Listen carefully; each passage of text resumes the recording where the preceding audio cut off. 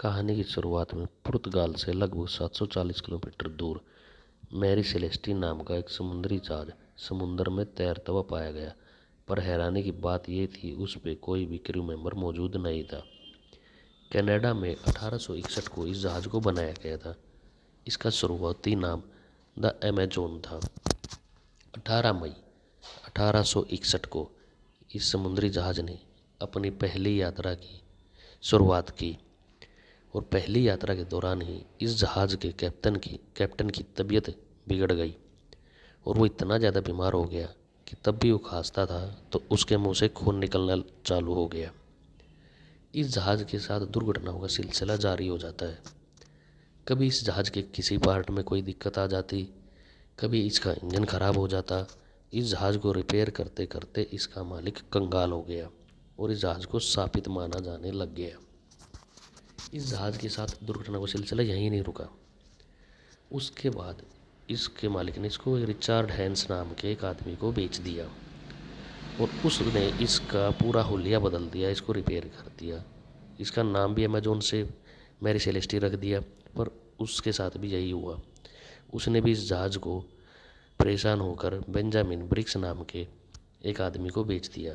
1972 में Benjamin BRICS अपनी पत्नी, अपनी 2 साल की बच्ची और 7 क्रू मेंबर के साथ न्यूयॉर्क से जिनेवा की लंबी यात्रा पर निकला। लगभग 1700 बैरल शराब, खाने पीने का सामान, जिसकी कीमत लगभग $35,000 थी, अपनी यात्रा की शुरुआत करता है। 25 नवंबर को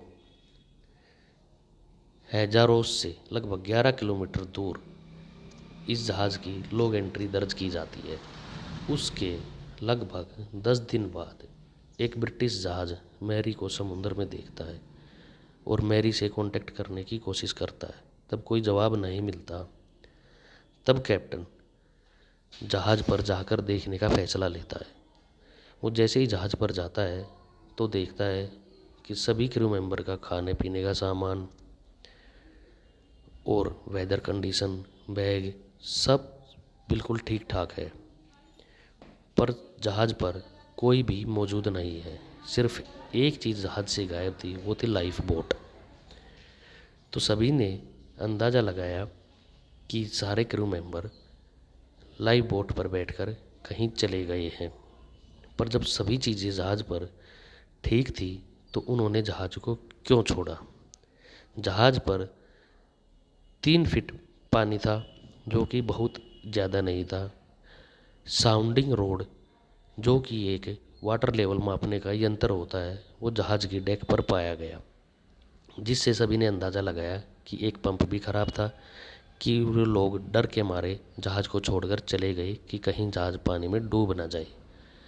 पर ना तो उनकी कहीं बोट दिखी, ना वो कहीं मिले। तो सभी इस उलझन में थे कि आखिर उनके साथ हुआ क्या।